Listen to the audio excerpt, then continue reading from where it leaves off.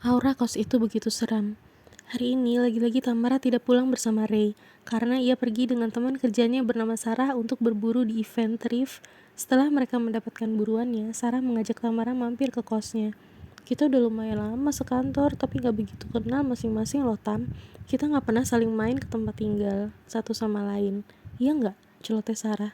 Tamara pun mengangguk mengiyakan. Sesungguhnya ia sudah cukup lelah hari ini, ingin segera pulang ke kosnya, video call dengan Ray lalu istirahat. Tapi ia akhirnya setuju untuk mengunjungi kos Sarah. Sarah juga berasal dari Jakarta. Mereka sama-sama perantau. Hal pertama yang pertama Tamara rasakan saat sampai di kos Sarah adalah kosnya begitu beraura suram. Nampak sepi dan gelap. Sar, yang ngekos di sini rame nggak? Tanya Tamara. Rame Tam, tapi mereka kebanyakan kerja shift. Yang masuk pagi biasa istirahat awal, yang masuk siang jam segini belum pulang. Jadi terasa sepi ya, jawab Sarah ketika Tamara menanyakan. Mereka melewati ruang tamu yang gelap. Sarah pun menyalakan lampu ruang tamu. Baru kemudian kelihatannya lebih baik. Namun Tamara mulai merasa merinding. Sarah kemudian membawa Tamara ke kamarnya. Mereka juga berencana akan mengobrol sambil mengambil makanan yang tadi sempat mereka beli saat pulang. Sarah membuat Tamara menyusuri koridor menuju kamarnya. Kali ini apa yang dirasakan Tamara lebih kuat lagi. Rasa yang begitu dikenalnya. Ia yakin ada makhluk halus di sini. Lagi-lagi.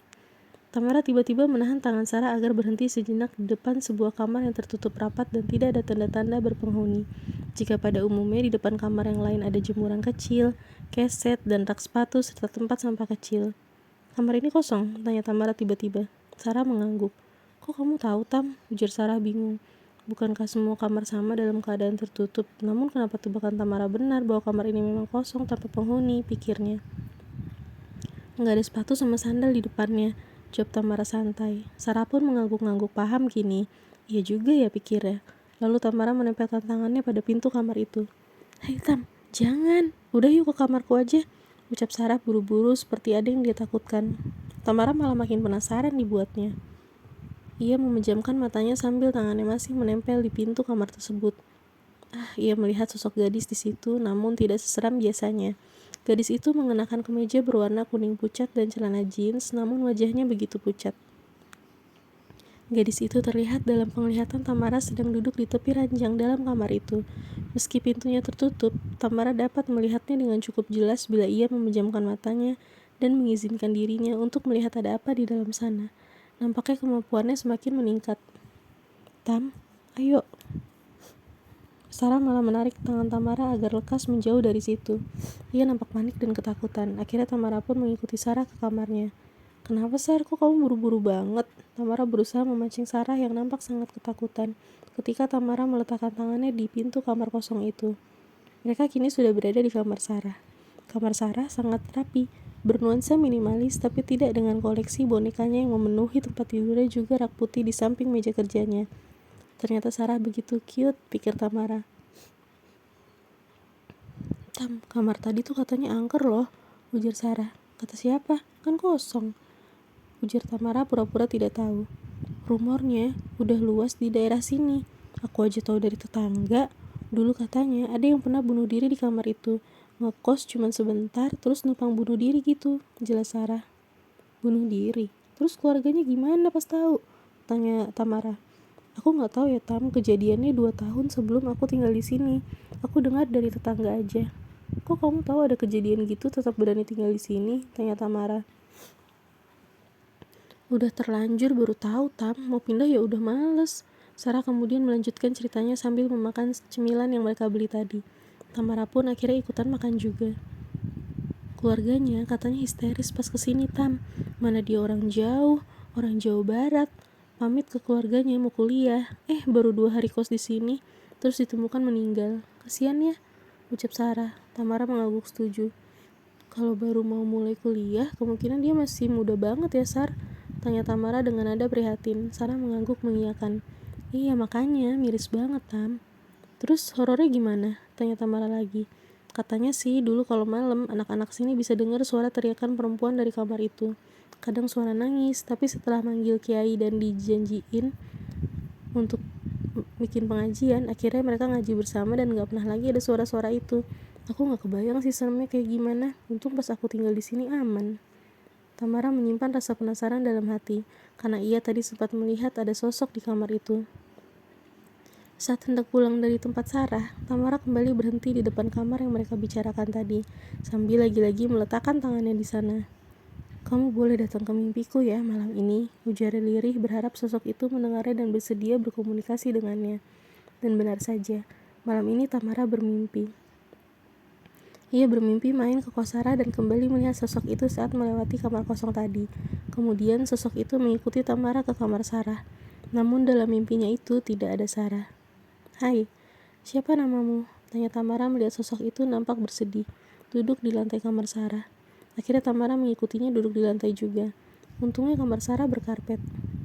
"Aruna," jawab sosok itu dengan suara nyaris tak terdengar. "Bagaimana kakak bisa bicara denganku?" tanya sosok itu. Tamara tersenyum geli karena dipanggil kakak oleh sosok seperti mereka. "Kalau aku mau, aku bisa," ucap Tamara. Kali ini sedikit bangga pada kemampuannya, karena bisa membuat mereka heran. "Kakak nggak takut?" tanya sosok bernama Aruna itu. "Enggak, kenapa harus takut? Bukannya aku serem. Dulu waktu ku sedih, semua orang takut dengan kamar ini. Sampai mereka manggil guru ngaji dan aku diusir. Tapi aku cuma bisa nggak bersuara lagi. Aku tetap nggak bisa pergi dari sini," ujar Aruna. "Kenapa kamu nggak bisa pergi dari sini?" tanya Tamara. "Katanya, kalau bunuh diri nggak akan bisa pergi ke tempat baruku yang semestinya, Kak," ujar Aruna sendu. "Boleh tahu kenapa gadis muda kamu bunuh diri? Apa kamu gak takut saat melakukannya? Keluarga kamu sayang kamu kan? Aku dengar mereka histeris ketika tahu soal kematianmu," ucap Tamara. Tamara tiba-tiba mendapat penglihatan yang sepertinya masa lalu Aruna. Di penglihatannya ini, ia sebagai Aruna. Aruna yang masih sekolah SMP dan nampak maju dalam sebuah acara penghargaan di sekolahnya. Kelihatannya ia adalah anak yang berprestasi. Lalu penglihatannya beralih ke saat Aruna duduk di bangku SMA. Ia merasa dirinya serba minder dengan penampilannya. Padahal menurut Tamara yang melihat penampakan Aruna, Aruna cukup cantik. Ia terlihat sangat manis dengan kulit putihnya dan tubuhnya yang begitu mungil. Rambutnya lurus panjang, namun Tamara merasakan diri Aruna yang begitu pemalu dalam pergaulannya. Lalu ia mendapatkan sebuah ingatan akan seorang laki-laki yang kurang lebih sebaya dengan Aruna, berparas tampan dan bertubuh tinggi besar atletis. Dapat dipastikan lelaki ini pasti idola para gadis. Di ingatannya ini, lelaki ini seperti memiliki perasaan khusus pada Aruna. Laki-laki ini sering mengantarkan Aruna pulang dengan motornya khas anak sekolah, juga menjemputnya di pagi hari diam-diam di ujung gang rumah Aruna agar tidak ketahuan orang tua Aruna. Aruna tipe remaja yang tidak genit dan bersemangat dalam masalah percintaan. Ia sangat bertindak hati-hati dalam pergaulan dan selalu mengutamakan pelajaran. Lalu Tamara mendapatkan penglihatan ingatan bahwa Aruna mendapat penghargaan sebagai lulusan dengan nilai tertinggi di sekolahnya. Ya, dalam acara wisuda SMA-nya, ia dinobatkan sebagai juara umum. Orang tuanya sangat bangga padanya hari itu, dan Aruna pun bahagia karena bisa membanggakan orang tuanya. Nampaknya ia anak yang baik. Ingatan itu sepertinya maju ke saat Aruna berangkat menuju kota ini untuk melanjutkan pendidikannya ke jenjang kuliah. Ia merasa sangat bertanggung jawab karena orang tuanya banyak sekali berkorban demi biaya kuliahnya yang tidak sedikit, hingga menjual beberapa aset mereka. Maka Aruna bertekad untuk menjadi mahasiswa yang kelak membanggakan orang tuanya. Dan saat ini Aruna masih berpacaran dengan pacarnya ketika SMA. Namun sepertinya watak kekasihnya ini agak berubah semenjak mereka terpisah karena kuliah di kampus yang berbeda dan terpaksa LDR.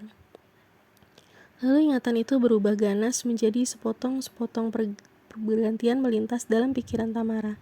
Lelaki ini menyusul Aruna ke kota ini dan ia mengajak Aruna untuk bermalam bersamanya di sebuah penginapan yang telah disewanya.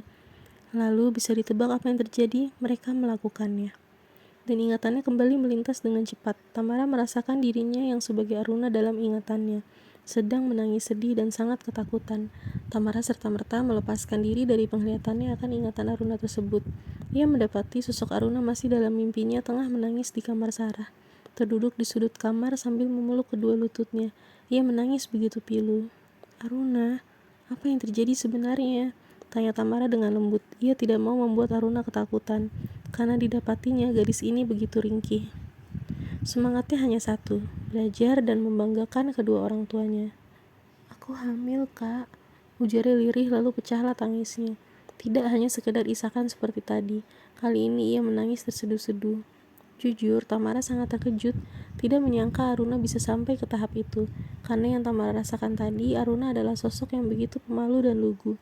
Namun mungkin karena ia terlalu mencintai pemuda itu, atau lelaki itu yang begitu manipulatif dan memanfaatkan keluguan Aruna. Kasihan bapak dan ibu yang sudah jual tanah mereka, mobil dan emas-emas ibu. Aku baru mulai kuliah.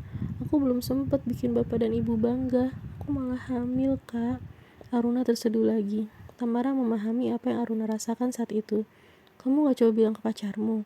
Kan bisa kuliah walau sudah menikah. Mungkin kalian bisa menikah tapi tetap kuliah.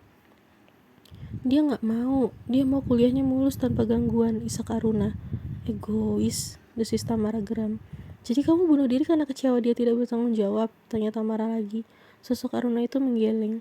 Aku takut bapak dan ibu sakit kalau tahu anaknya hamil di luar nikah. Aku gak mau bapak dan ibu menanggung malu akibat perbuatanku. Aku hanya mau buat mereka bangga, gak ada yang lain. Ujar Aruna sendu. Ya ampun, gadis ini begitu baik, pikir Tamara. Mengapa kehidupan kadang terasa tidak adil untuk orang-orang yang sebaik dia? Batin Tamara. Aruna, tapi kamu gak bisa terus di sini. Pergilah dengan tenang. Tapi aku gak punya tujuan, Kak. Ia terisak lagi. Bukankah orang yang bunuh diri tidak akan dapat tempat di sisi Tuhan? Lalu apa yang harus kulakukan, Kak? Tamara memeluk sosok itu. Ia merasakan tubuh Aruna yang begitu mungil di pelukannya karena usianya juga yang masih begitu muda. Pergilah sayang, kamu bebas kemanapun asalkan kamu menemukan kedamaian di sana. Bisik Tamara menenangkan gadis itu. Dan dirasakan Tamara, perlahan Aruna menghilang dari pelukannya.